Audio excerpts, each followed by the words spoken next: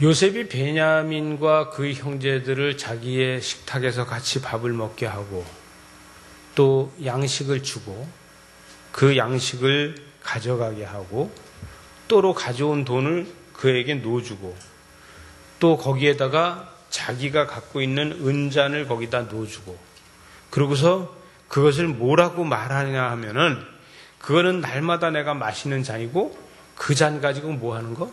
점치는 거래요. 이렇게 이 점치는 거라고까지 얘기를 하니까 이 형제들은 참 난감하네. 이거보다 난감한 거 없는 거예요.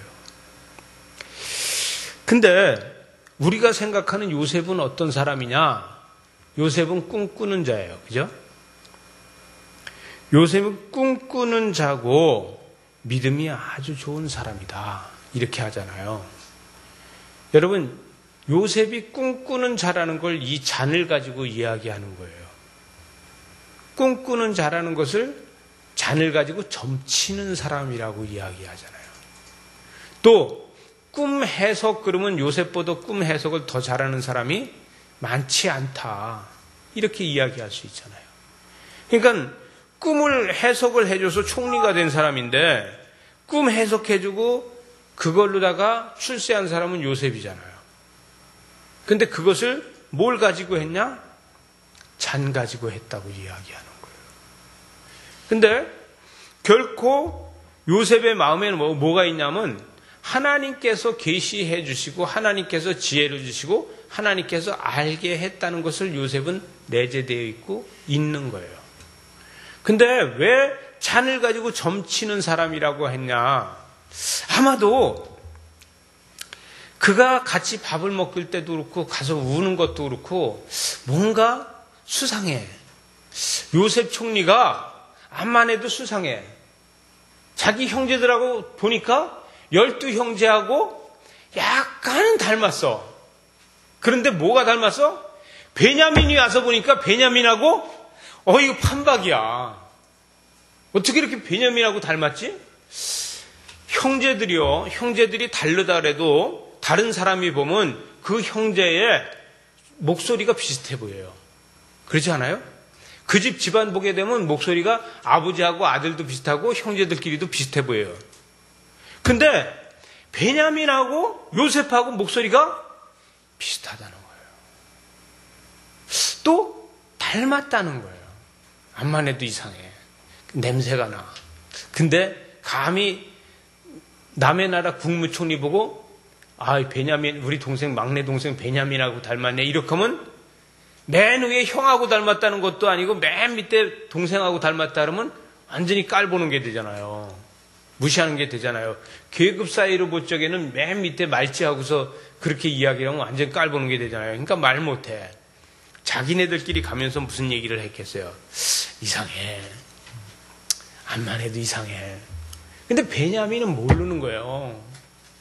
베냐민은 이상하게 요셉 총리하고 나하고 좀 친한 것 같아. 피가 끌리는 거죠. 그렇게 할 수는 있어요. 근데 그 외에는 모르는 거예요. 제가요, 우리 집사람이 저보고 뭐라고 얘기하면 제가 어렸을 적에 입양됐잖아요. 그죠? 입양된 거야 뭐야? 열지 마요. 추워요. 지금 저 떼야 돼. 그런데 제가요, 김씨에서 이씨로다가 입양됐잖아요. 그래서 이씨가 됐잖아요. 우리 집사람이 뭐라고 얘기했냐면 올 여름에 김씨로 딱 바꾸세요. 우리 저 잘 아는 변호사한테 가서 얘기해서 김씨로 바꾸고서 목사 안수 받으래요. 김씨가 되게. 그래서 저는 또 뭐 우리 집사람이 하자면 또 해요. 뭐 해서 나쁠 것도 없고 뭐 지금도 전혀 상관은 없는데 이 베냐민이 봤을 적에도 암만 해도 이상해. 이런 게 있는 거예요. 또 요셉이 이 야곱의 집에서 자라면서 어릴 적 문화를 가지고 있잖아요. 문화를 가지고 있는 것 때문에 그가 하는 행동이 나온다는 것이죠. 왜 이런 얘기를 하냐면 제가 제 조카가 어느 날 작은아버지 그러더니 얘가 시집 가기 전에 와서 지 손가락을 갖다 내 손에다 갖다 이렇게 쫙 올려봐. 이렇게 손을 갖다 딱, 지 손을 갖다 딱 올려놓더니, 걔는 여자애잖아요. 근데 나보고, 어쩌면 이렇게 똑같아? 우리 형님 딸이 저보고, 지 손가락하고 내 손가락하고 똑같대. 이 손이 어떻게 똑같을 수 있어요? 근데 지가 볼 때는 똑같은 거예요. 그리고, 오랜 세월을 떨어져서 살았는데, 똑같다는 거예요. 근데 저는요, 충청도 공주에서 태어나가지고 가평에 와서 자라서 충청도를 우리 형님 돌아가셔서 딱 한 번밖에 안 가봤어, 공주를. 근데 제가 말이 느려요. 말이. 왜 느린지 모르겠어요. 이러다 보면 딴 사람이 말 다 했어. 그래서 제가 나도 말 좀 하자고. 그러면 왜 이렇게 경기도 사람이 말이 느리냐 그러는데 저는 느린 말을 배워본 적이 없어요. 근데 느려. 요셉도 마찬가지예요. 어렸을 적에 야곱의 집에서 살았잖아요. 먹는 음식도 같아. 암만 해도 이상해. 저 사람이 꿈을 꿔가지고 출세한 사람이라는데 암만 해도 이상해. 이러니까 그거를 들키지 않기 위해서는 그 잔을 가지고 날마다 먹고 그 잔으로 뭐예요? 점치는 것이다. 이렇게 얘기하니까 아이고 우리가 생각했던 거하고는 전혀 다르네. 이렇게 할 수 있는 거예요. 그는 꿈꾸는 자로서 그가 살아가는데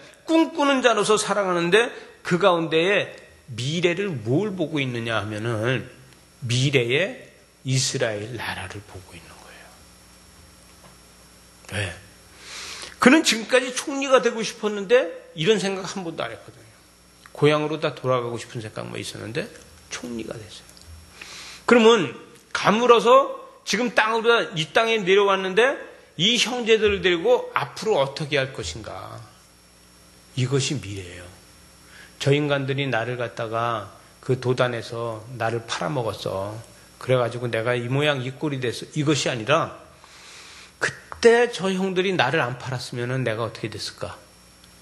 그러면 저 형제들하고 분명히 나도 지금 적이 껴서 쌀 사러 왔어. 양식을 구하러 나도 여기 왔어야. 그죠? 거기 양식을 구하러 나도 지금 이 대열에 껴서 지금 양식을 사러 올 사람인데 내가 지금 수많은 양식을 가지고 바로는 이걸 결제를 안 하고 내가 양식을 팔고 있다는 것이. 땅을 가지고서 양식을 사가는 사람이 있고 노새를 가지고 와서 양식을 사가는 사람이 있고 말을 가지고 와서 양식 사가는 사람이 있고 있다는 거예요. 이것을 하나님이 나를 통해서 해주셨다는 것이죠. 여러분, 그 형들이, 그러면 내가 고생은 했지만 그 형들이 요셉을 파는 것이 잘한 거야, 잘못한 거야? 요셉 입장에서 봤을 땐 잘한 거예요. 저요, 제가 김씨 집안에서 입양 안 되고 김씨 집안에 살았으면요, 교회 안 다녔어요. 왜냐면 거기 교회가 없어. 그리고 저는 분명히 유학 갔어요. 왜? 다 유학 갔으니까 형제들이. 그럼 저도 유학 가지 않겠어요? 그러면 제가 유학 가서 거기서 미국 가서 유학 생활하면서 교회를 다녔을 수 있어요. 그럼 나는 김 목사가 지금 되어 있을 거야.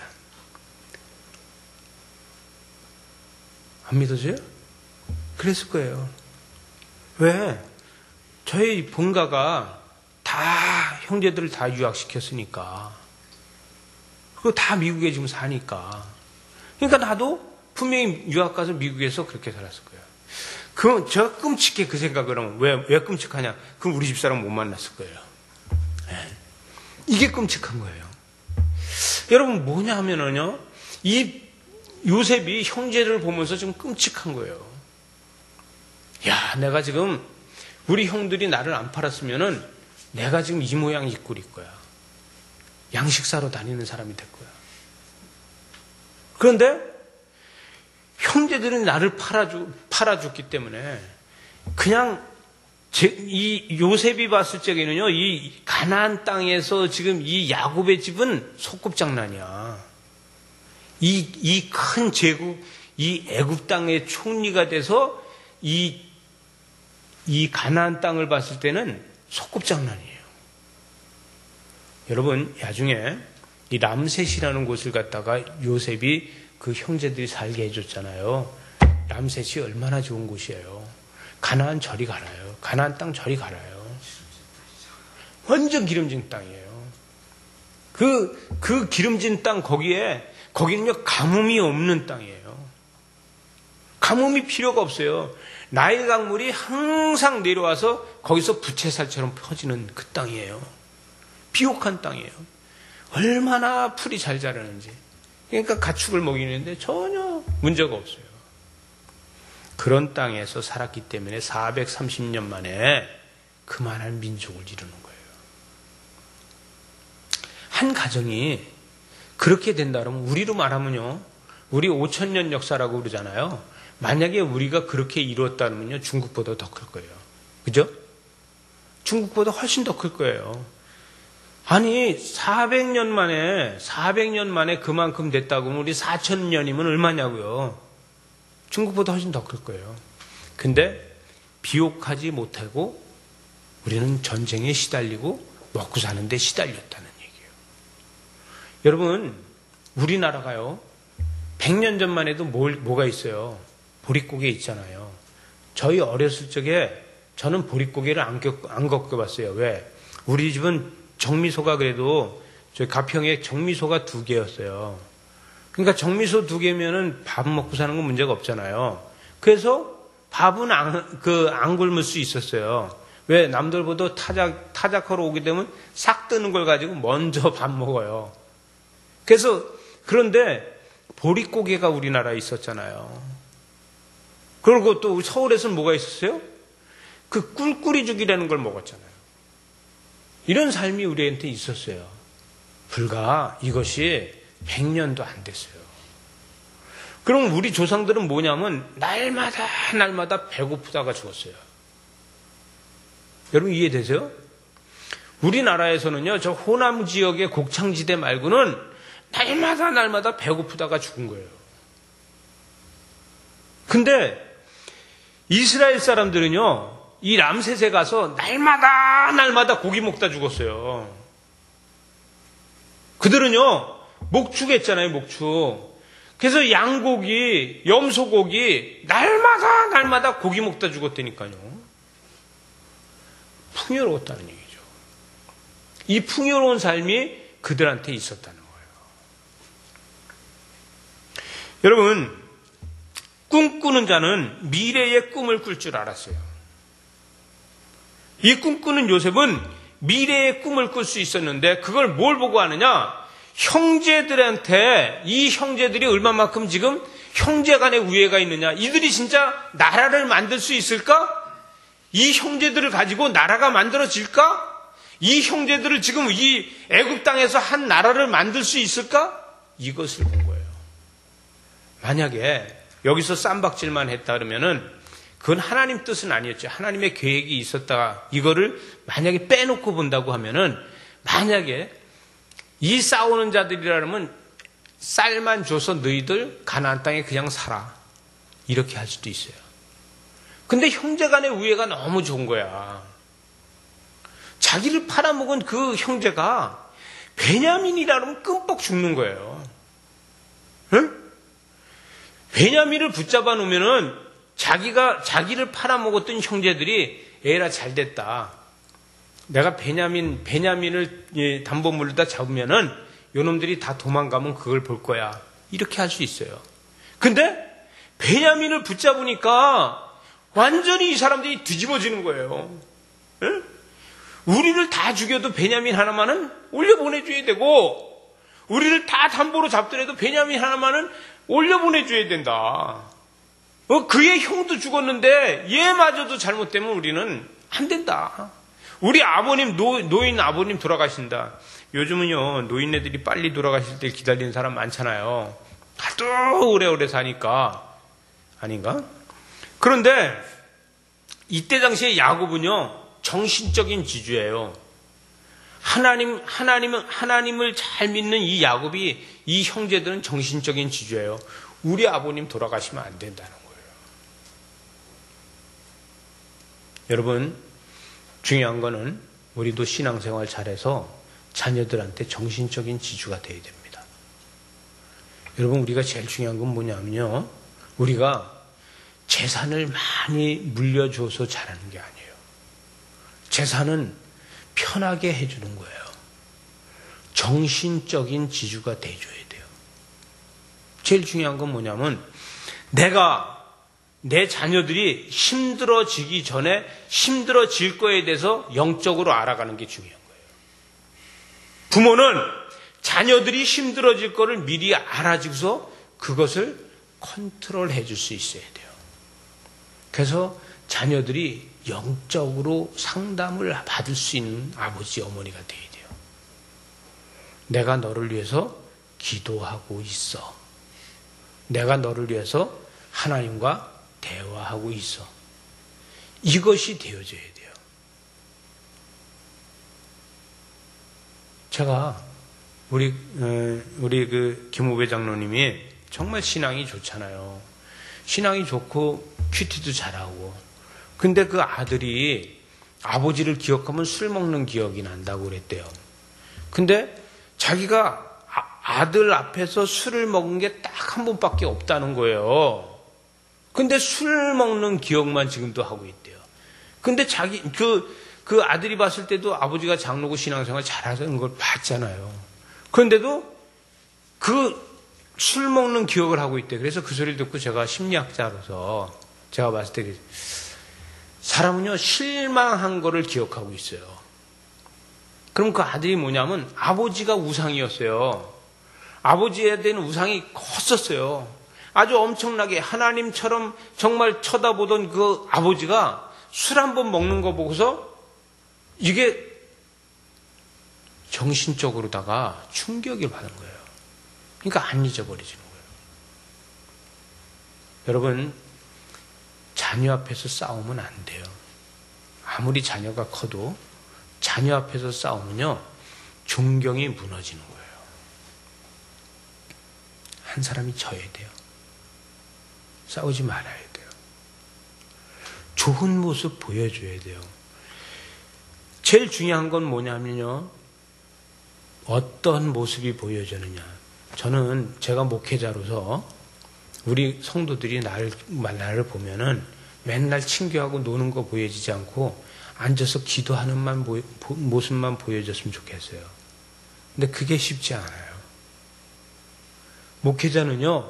목회자를 성도가 생각하는 목회자는 나를 위해서 기도해주는 목회자로다 보여지는 게 제일 중요한 거예요. 설교 잘하는 거요? 그건 남의 거예요. 친교 잘하는 거요? 남의 거예요. 뭐예요? 기도 열심히 하는 목회자. 이것이 내 거예요. 여러분이 나를 봤을 적에, 우리 도단전원교회 목회자는 정말 나를 위해서 기도 열심히 해. 이게 기억되는 목회자가 성공한 목회자예요. 근데 맨날 다른 부분만 보여주고 잘난 척하는 것만 보여준다 그러면은 저는 목회에 실패하는 거예요. 여러분 자녀가 성공을 해서 사회적 지위를 가지고 있다고 해도 그 사회적 지위를 가지고 있는데 부모를 봤을 적에 부모를 그리는 자화상이 그게 어떤 것을 가지고 있느냐. 그것이 부정적인 걸 가지고 있다든가 존경받지 못하는 부분을 가지고 있다 그러면은 여러분이 잘못하는 거예요. 자녀를 잘 길렀다고 해도요. 우리는 제일 중요한 건 뭐냐면 내가 어렵고 힘들면은 다른 사람들은 나한테 좋은 이야기만 해줄 수 있지만 내가 우리 부모님한테 이야기하면 우리 부모님은 하나님하고 이 이야기를 가지고 기도할 거야. 이게 중요한 거예요.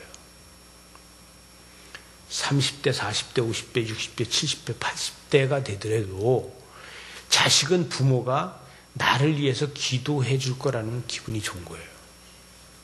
저희 어머니 90이 넘어서 요양원에 계시는데 요즘 제가 물어보면 그 속에 내가 이장로위에서 기도하고 내가 죽을 적에 잠자는 것처럼 죽게 해달라고 기도하고 두 가지 하지 이러고 해요. 저는 그 소리 듣고 어떻게 했어요? 기분이 좋죠. 기분이 좋죠. 그건. 그러니까 자녀들이 마찬가지예요. 여러분 자녀가 부모를 존경한다는 게 뭐예요?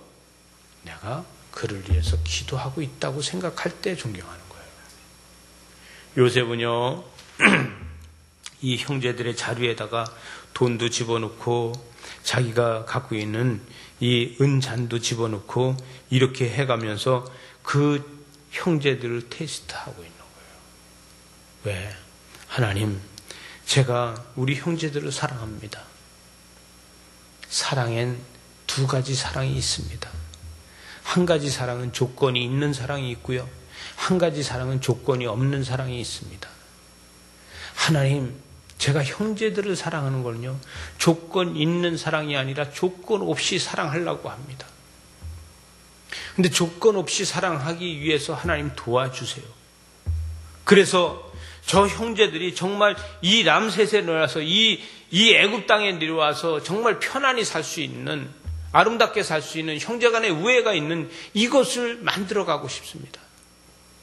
아마도 애굽 땅에 내려오기 전에 이 형제들은요, 이만큼 위에 있는 형제들 아니었을 수도 있어요. 서로 자기 거 챙기는 형제들일 수도 있어요.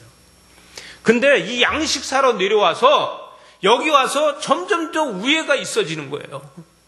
누구 하나도 낙오되면 안 되고 누구 하나도 잘못되면 안 되는 거예요. 우리가 해외 나가서 이민자가 되면은 애국자가 된대잖아요. 그죠? 예? 한국에 살 때는 애국자가 아니온 것 같았는데 이민 가면은 애국자가 돼서 태극기를 꼭 가지고 있고 어떤 기념일만 되면은 안에다가라도 자기 깃발을 꽂아놓고 애국자가 된다 하잖아요. 지금 요셉도 마찬가지예요. 그들의 형제가 얼마만큼 형제간의 우애가 있나를 보고 있노. 그런데 조건 없는 사랑을 줄 만큼 이들이 형제가 우애한다는 것이죠. 조건이 있는 사랑이 아닌 조건 없는 사랑을 할 수 있을 만큼 이들이 형제가 형제의 우애가 돈독하다는 거예요. 여러분, 사랑의 본질이 뭡니까? 사랑의 본질은 무엇을 갖다 이야기할 수 있습니까? 우리는 때에 따라서 자녀에게도 사랑의 본질을 갖다가 조건적 사랑을 할 때가 있어요. 우리는요, 자녀는 부모한테 무조건적이다 조건적 사랑을 합니다. 그러나 부모가 자녀한테도 조건적 사랑을 할 때가 있다는 얘기죠. 사랑의 본질을 예수 그리스도에게 초점을 맞추는 게 중요합니다. 우리는 예수 그리스도에게 초점을 맞춰서 내가 조건 없는 사랑을 할 수 있는 것이 중요한 거예요. 뭐가 급하고 뭐가 지금 먼저 할 일인지를 여러분이 판단해야 되는데 현재 상황을 가지고 판단하지 마십시오. 현재 상황은요, 지금 현재 상황이 어렵고 힘들다고 해서 현재 상황을 가지고 판단을 하면은 그거는 과거예요. 그건 실패합니다. 미래를 보고 판단할 수 있어야 돼요. 여러분, 미래를 보고 판단했을 적에 우리는 자녀 교육도 그렇고 내 삶도 그렇고 비전으로 다 이어질 수 있습니다. 지금 당장에 먹을 것이 없다, 지금 당장에 쓸 돈이 없다, 이래가지고 현실에서 판단을 하다 보면은 그 판단이 우리는 과거의 판단으로 가요. 이미 판단했을 때 그건 과거가 돼버리니까. 그러나 자녀의 미래를 보고 나의 미래를 보고 미래를 보면서 판단을 한다 그러면요, 배고픈 것도 참을 수 있을 만큼 된다는 거예요. 이것이 비전입니다. 이것이 기도하는 사람이에요. 제가 이야기하죠. 나를 믿지 말고 내가 한 기도를 믿어라. 여러분, 여러분을 자신을 믿을 수 있어요? 못 믿어요.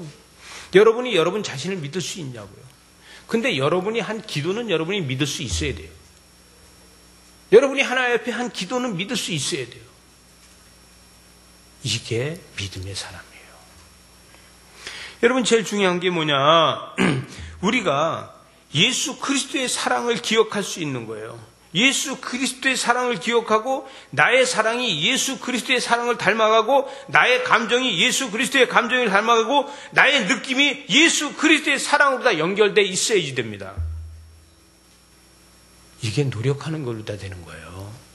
무조건적으로다가 믿으면 된다 그러죠. 믿음이 노력이 없이 되는 건 하나도 없어요.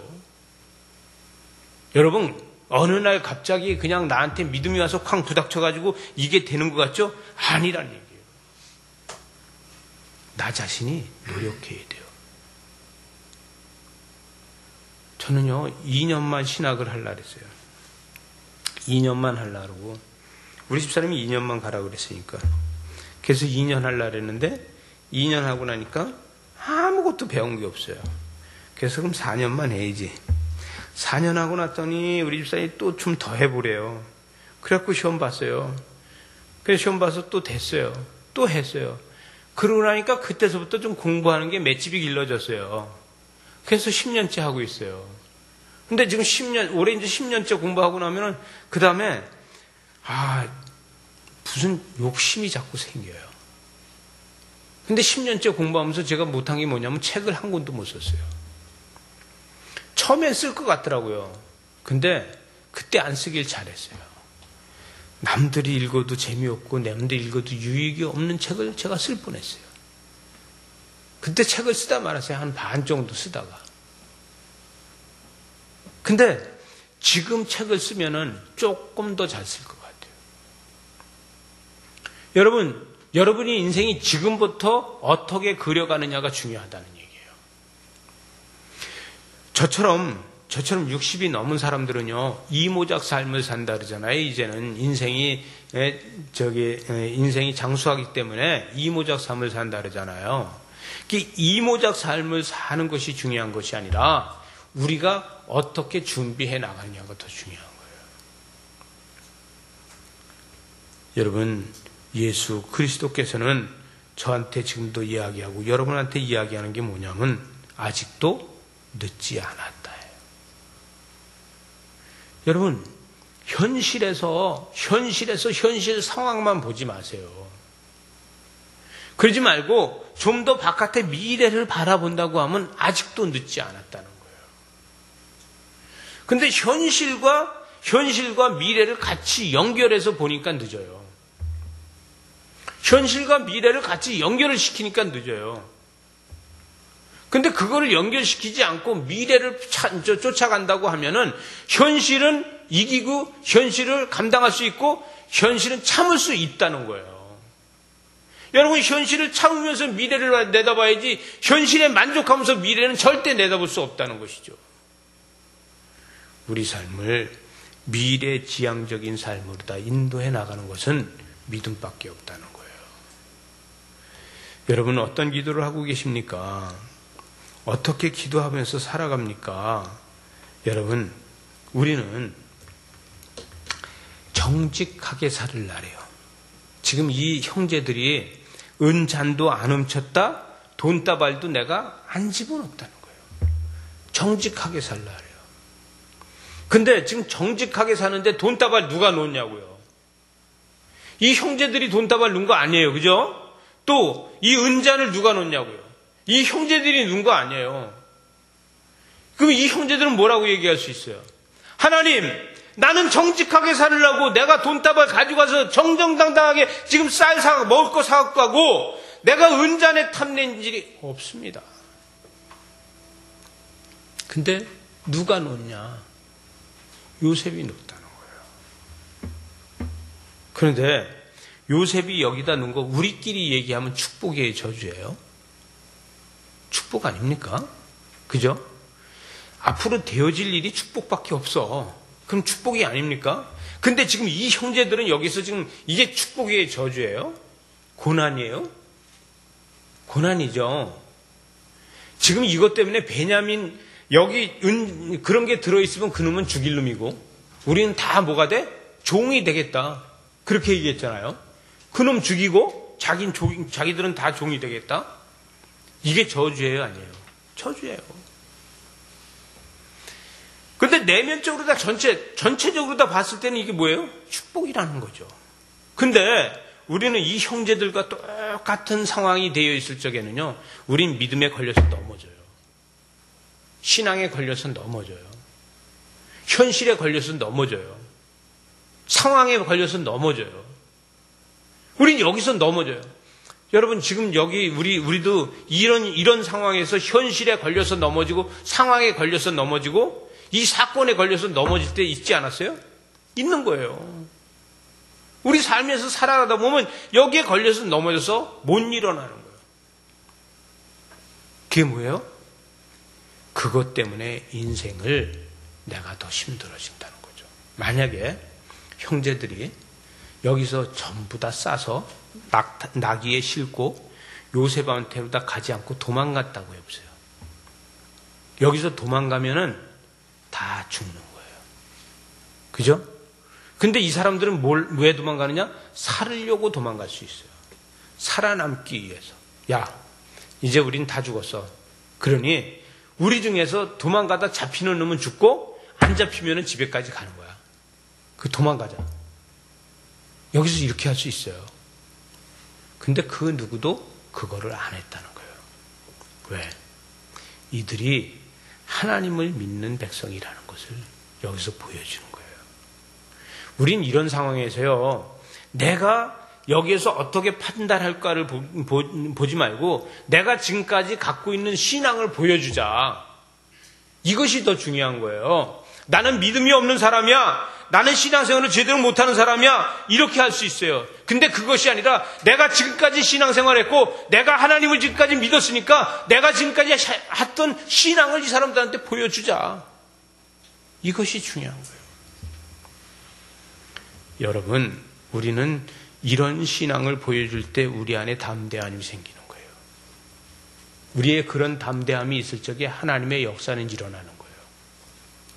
이 형제들도요, 여기서 판단 잘못하면은 완전히 망가지는 거예요. 근데 이들은 뭐예요?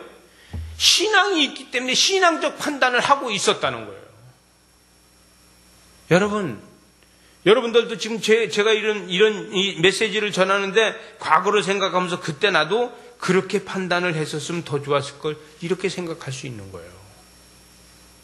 그러나 우리의 믿음이 없는 것이 아니고 우리 신앙이 약한 것이 아니에요. 현재 갖고 있는 믿음, 주는 그리스도시요 살아계신 하나님의 아들이라는 이 믿음, 이걸 가지고 보여줄 수 있는 것이냐 없는 것이냐, 이게 더 중요한 거예요. 이걸 갖다 뭐라 하냐면 믿음의 용기라고 얘기하는 거예요. 여러분, 상황이 중요한 게 아니에요. 믿음의 용기가 있느냐 없느냐가 중요한 것이지. 여러분, 신앙의 성경을 얼마만큼 잘 아느냐, 이 성경을 얼마만큼 내가 잘 알고 있느냐, 이것이 더 중요하냐? 이것이 중요한 거예요. 결정적으로 그럴 땐 뭐냐면 나의 믿음을 보여줄 수 있느냐 없느냐가 중요한 거예요. 있는 그곳에서 나의 믿음을 보여줘야 돼요. 순교를 하는데 한 사람이 한 사람씩 나와서 하나님을 믿는 자고 하면은 죽인다고 할 적에 어린아이 하나 나와서 여기서 교회 다니는 사람은 나 하나밖에 없고 저 사람들은 다 교회 안 다닌다고. 근데 그 사람들도 다 교회 다니는데 왜? 나는 어리니까 죽고 저 목사님이나 저 장로님이나 저런 분들은 하나님 일 더 많이 해야 되기 때문에 저분들은 살아야 되고, 어린아이 판단은 나는 죽고 저분들은 살아야 된다는 판단이 있는 거예요. 근데 결론은 뭐예요? 그 아이는 살고 다른 사람은 다 죽이더라는 거죠. 믿음이 뭐예요? 이 어린아이가 신앙이 좋아서요? 그게 아니라 어차피 죽을 거니까 나 하나 죽자, 이거예요. 큰 믿음이 있었던 것도 아닌데, 큰 어떤 그 담대함이 있던 것도 아닌데, 그러나 내가 죽고 저 사람을 살리자. 어차피 그렇지 않으면 다 죽을 거니까. 그랬는데 그가 살게 되더라고요. 여러분, 우리는 믿음을 보여줄 수 있는 게 큰 것이 아닙니다. 성경 몇 장 몇 절을 막 이야기하면서 큰 것이 아닙니다. 우리가 기도를 유창하게 하면서 큰 것이 아닙니다. 예수 그리스도의 이름으로 다 담대함이 우리한테 있어야 된다는 거죠. 이것이 우리 안에 있다고 하면은 조금 전에도 허랑방탕하게 살았다 할지라도 나는 믿음으로 죽노라. 이게 나한테 있어야 된다는 얘기죠. 이렇게 사는 저와 여러분 되시기 바랍니다.